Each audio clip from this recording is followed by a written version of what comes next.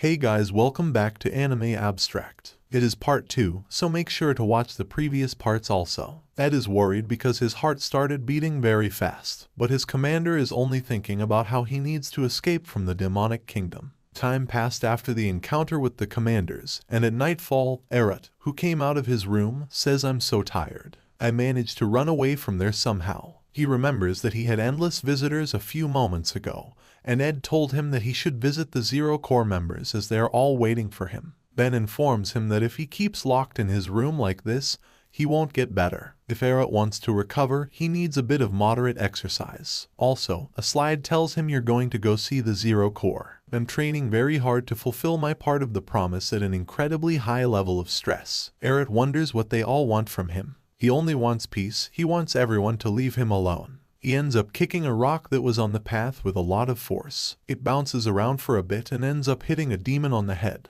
The demon wonders who the hell is responsible. As he approaches, emerging from the darkness, he thinks he's finished and that if he had only fallen somewhere else. He tries to say "I'm sorry" to the demon, but before he could complete the phrase, the demons bow their heads to him and say, "We greet the commander of the Zero Corps. We're sorry if we caused any trouble. We express our apologies." Erot asks them what they mean by disturbance. The demon that was hit responds, "We were giving this guy a lesson because he was blocking our way. Even though he's just an incubus, we'll take care of him and make sure not to bother you, sir." Erot sees the demon on the ground and thinks to himself, "I heard that incubi are the lowest ranked demons in the demonic kingdom. They were grouped up and bullying him." The demon that was hit believes that the commander is in a bad mood and that they need to flee, so he politely and respectfully tells him that they'll withdraw. The commander sees that they've left and thinks to himself, "It's good that they've fled on their own.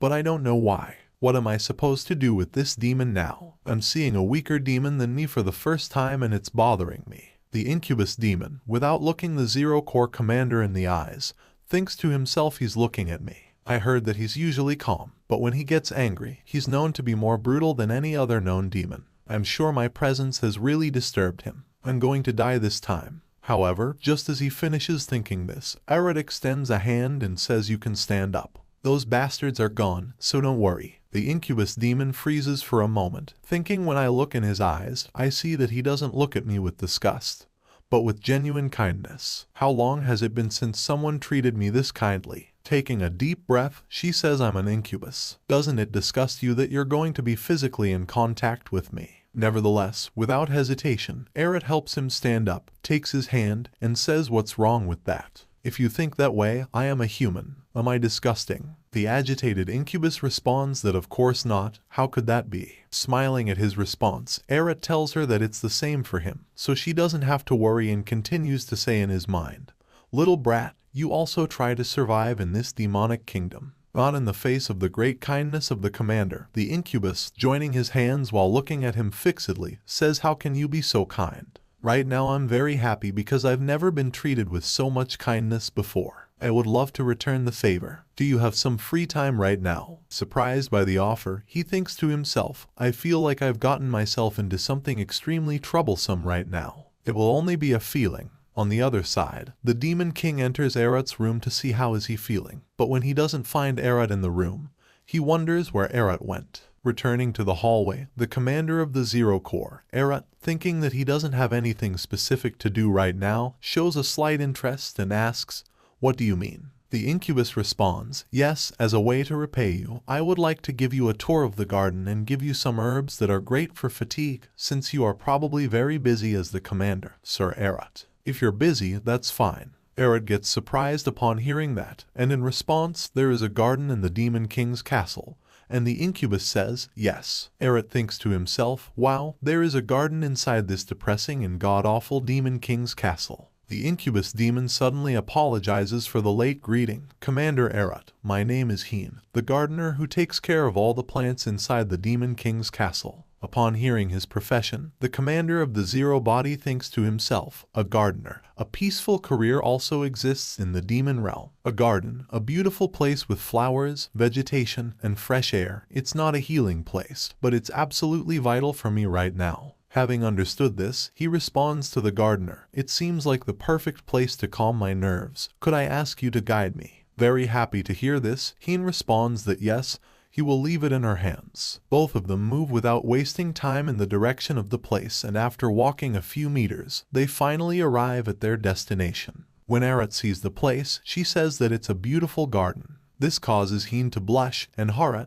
who starts to walk around the place, thinks to himself about the refreshing aroma of vegetation and fresh air. If this is what will heal me, however, just before he could finish thinking this, a huge plant jumps out to eat him, but he barely avoids its bite. He asks Heen what that thing is, and without concern, Heen takes the plant in his hands and says, "You can't jump out like that.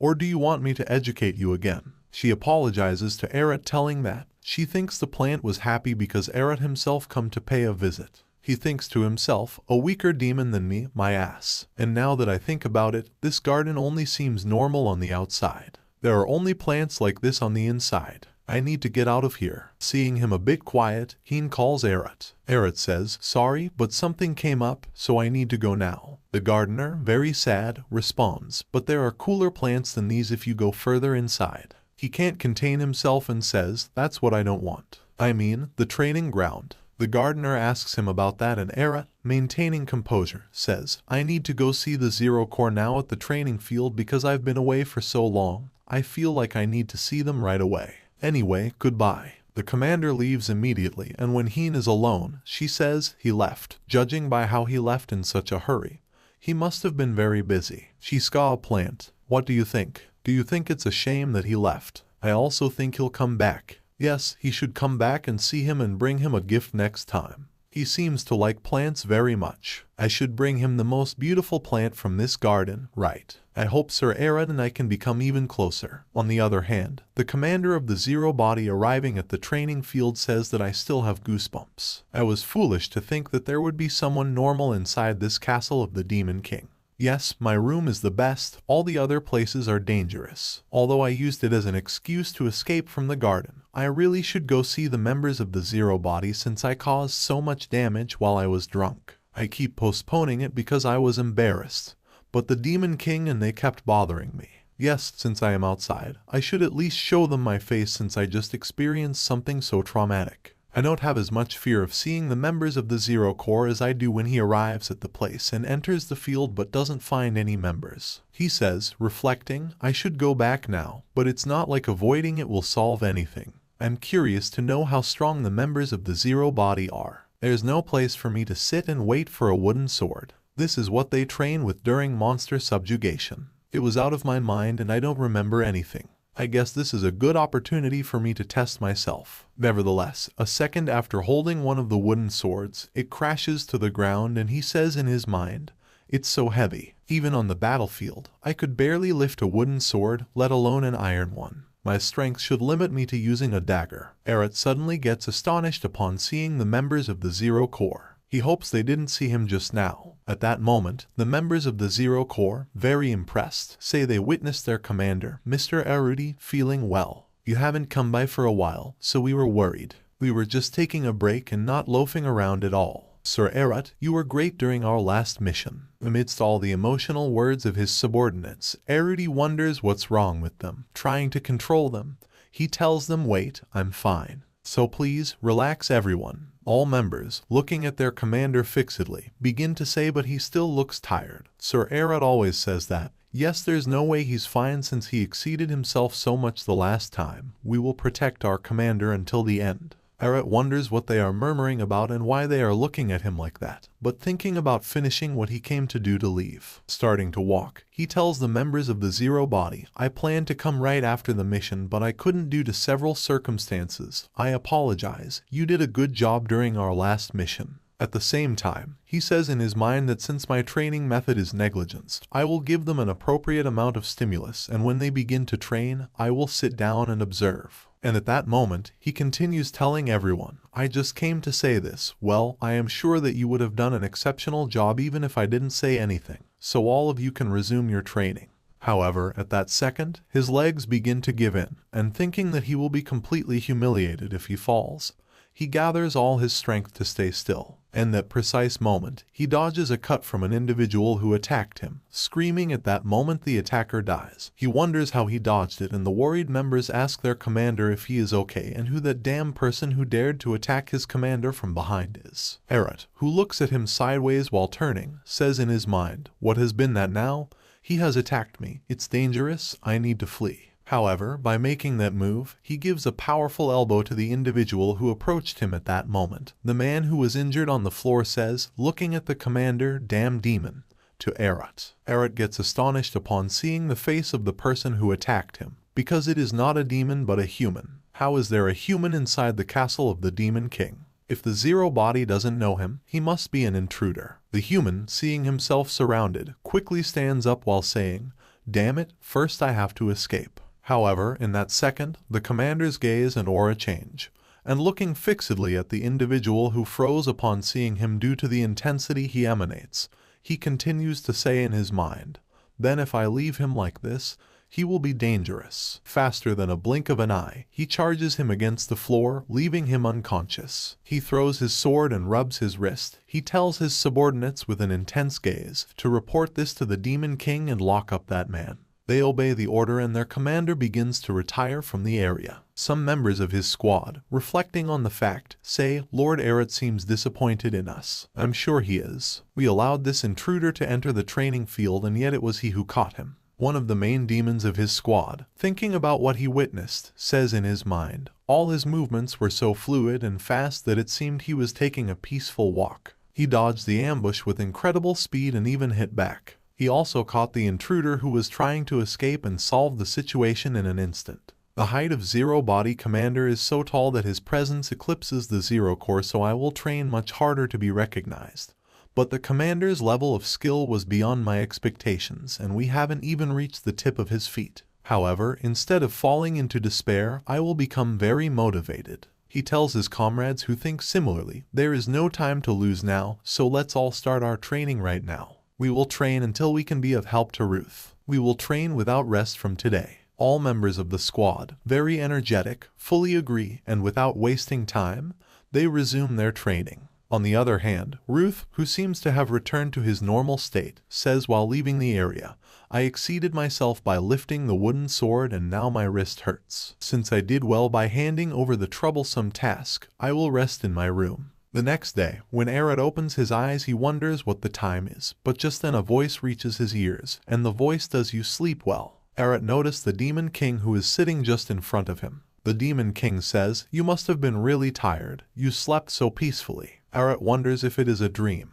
and the Demon King responds it is not. Errot asks the Demon King what is he doing here. The Demon King apologizes Errot to bother him right after waking up. In addition, he asks Errot if he can spare some time right now. Errot asks him what is the matter, but inside he says, "No matter what it is, I don't want it. But since the Demo King come by and waited for me, it could be urgent." Errot asks him if it is about the intruder. The Demon King responds that is right and asks him why don't Errot goes with him first. So they had to leave quickly for the dungeon. Errot wonders why the Demon King bring him to the dungeon. Did that intruder say something weird about me or something? Or is the Demon King really going to use me to set an example this time? They reach the prison where they kept the intruder. Upon seeing the intruder, Errot wonders what happened overnight, because the intruder's face is a total mess. The Demon King tells Errot to take a look at the intruder. Doesn't he seem familiar? Errot asks him what did he mean by familiar. The Demon King replies, the sheer force he possesses to strike down a demon even though he is a human. The ever-growing strength when it comes to me, the Demon King. Errot wonders, could it be a hero? It reveals that a hero faced with death while fighting the Demon King has to choose one of two options. First, self-destruction causes enormous harm to the Demon King that's close by. Second, using their life as the cost, spread their power over the entire continent to make a fragment of a hero. The majority of the heroes chose the latter option for fear of the power disappearing, and the Empire collected those who passed these fragments. Unofficially, all of the people possessing these fragments were called heroes, but officially, only those who proved themselves worthy with exceptional achievements were given the title of a hero and rewarded with glory beyond measure. The Demon King tells that it is not funny to send a hero to the demon realm. No, it is more suitable to call him a her candidate rather than a hero. or the remnant of a hero. Eret thinks that the Demon King is right because if it were an official hero acknowledged by the Empire, he wouldn't be so weak. He also thinks that the Intruder is still a hero, so it's a waste to consider him a disposable pawn. There is no way they'd have sent a hero candidate to the demon realm without a reason. Eret wonders just what the hell the Emperor is thinking. Eret, with a serious expression on his face, asks the Demon King if he can have a chat alone with the Intruder. The Demon King allows him and leaves, telling him that he'll be waiting in the front. Eret tells him that he be quick. Eret wonders that there was no message and that he only targeted me, but he was not able to understand the reason. Just then the Intruder tells Eret a traitor. In addition, the Intruder tells him that he earned the trust of the Emperor and become the hero of the Empire, yet he betrayed the Empire and switched sides to the demon realm. Upon hearing this, Eret begins to laugh like a maniac and tells that he never thought that he'd deliver a message this way. The Intruder was not able to understand what Eret is talking about, so Eret tells him that must be a deserted pawn. The Intruder tells him that it is bullshit because he received an important mission of eliminating the traitor from the Emperor. But Eret tells him that he calls him a traitor is proof that he is only a deserted pawn. Eret asks him what sin he had committed to be cast aside by the Emperor and deserted like this. Because the Emperor is aware of everything. The reason Eret is in the demon realm and his objective. Everything. Before leaving, Eret tells him to give thought to why the Emperor sent him here, to the dangerous demon realm, in order to eliminate the traitor. The Intruder curses the Emperor, saying that he sacrificed everything for the Empire. Outside, Eret thinks that he wasted his time on something that was worthless. The Demon King asks him if he was done talking to the Intruder, and then he asks Eret what should they do to the Intruder. Maybe we should use him somehow. Eret answers that it entirely depends upon the Demon King, but he believes that it'd be better to just kill him. The Demon King tells Eret that he'll take care of it, but Eret has to grant him a favor in return. The Demon King tells Eret that the First Corps has requested immediate assistance. In addition, he informs Eret that according to the First Corps, it wasn't a hero candidate, but a real hero that's participating. And heroes and demons don't get along well. Eret thinks that the hero that appeared on the front lines isn't some fragment that's been used and cast aside by the Emperor, but a real hero, and the average demons are no match for him. The Demon King tells Eret that he must also be curious about the intention of the Emperor, who had sent a fragment along with a real hero, so he requested Eret to take good care of the mission as well. The Demon King informs him that he needs to get ready to depart, but Eret has no idea where he is going. Later, outside, while Eret was alone, he thinks that he only remembers following the Demon King to the underground dungeon. But as soon as he regains consciousness, he is going off to some insanely scary place. He keeps blacking out, and every time he does, he feels like he is going insane. He wonders if it is some kind of disease. The only thing he recalls is that the Intruder will die, and the Demon King assigns him to go on a mission. Just then his subordinate calls his name, telling him that all preparations for departure are complete. Eret thinks that since he is going out, he might as well check out the face of the new hero to comfort himself, because he is also curious. At the same time, Ed thinks, I know he quenched his immediate thirst by going on the monster subjugation trip, but I am sure it wasn't satisfying enough for Sir Eret. I hear things are quite dire on the front lines, but looking at Sir Eret's face, he looks happy, as if he is going on a vacation. Nan, Eret is not happy. He is unaware of what he is going to face. He is a man who lives in his dream. Just then the 11th Corps commander, Renelle, arrives there. Eret asks what she is doing here. Eret thinks that despite Renelle's cut appearance, she possesses the most demonic energy, second only to the Demon King. He is not going to fool by appearance anymore. To Eret's question, Renelle answers that she heard he is going to the front line, so she gives him a necklace. Eret wonders why she is giving him a necklace because it is such a suspicious-looking necklace. And since it looks suspicious, Eret decides to not accept it. Renelle responds that she cast a defensive spell on it, so it will prevent Eret from dying at least once. It isn't much, but she wants to help Eret. But before she can complete her sentence, Eret takes the necklace and thanks her, thinking that it is such a sweet item. She is giving it to me, so I should obviously accept it. Why should there be a reason to reject a present? Ed also thanks Renelle, telling that he knows Eret is strong, but he was worried due to the aftermath. But now, he can rest easy thanks to the necklace Renelle gives to Eret. Renelle moves by his words and tells Ed that to think of Sir Eret to such an extent. He is such a great lieutenant. Later, inside the carriage, Eret thinks, the aftermath, I obtained it after killing Hero. But the truth is something else. He didn't restrain a hero who was going to self-explode, nor did he absorb the self-explosion. At the time, he was merely a comrade of the hero. The move shift to the past. Eret thinks that they lost so many people on the way here. Hero tells Eret to remain here. Eret asks him if he is serious, and the hero responds that he is serious. He will finish this battle along with the Empire's troops. In addition, he tells Eret that it is more than enough, since the current Demon King is known to be the strongest in history, so there's no guarantee of Eret's survival. And they also need someone to report the results of the battle to the Empire. So a hero like Eret fulfills that role. So he tells Eret to go back. The hero tells Eret that he is aware that Eret also has something he needs to do while he is alive. He knows why a previous war hero such as Eret is coming along on this adventure. It is because he needs a greater achievement to fulfill his wish, and if he returns with the result, it will be a great achievement.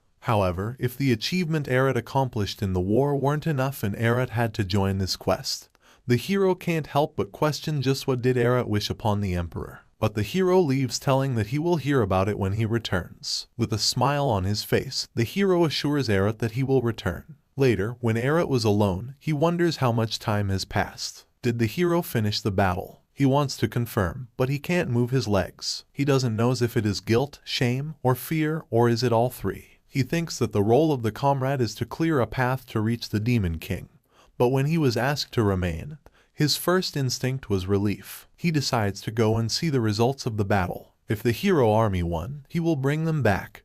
And if they lost, he should go report it to the Emperor. It should be fine if he is looking out from far away. When Eret reaches the battle site, he gets astonished upon seeing the hero army's current state because the battle is already over and they are the ones who lost. The Demon King is standing victorious, and the hero army is in shambles. The Demon King asks the hero for his last wish, but the hero decides to self-destruct his body. Eret wonders if is this how it ends. He needs to report this to the Empire. But just then a large demon appeared behind Eret and asks him who he is. Eret gets scared upon seeing the demon. Without wasting any moment, the demon attacks the protagonist. That is all for today. If you enjoy the video, please like the video and subscribe to the channel.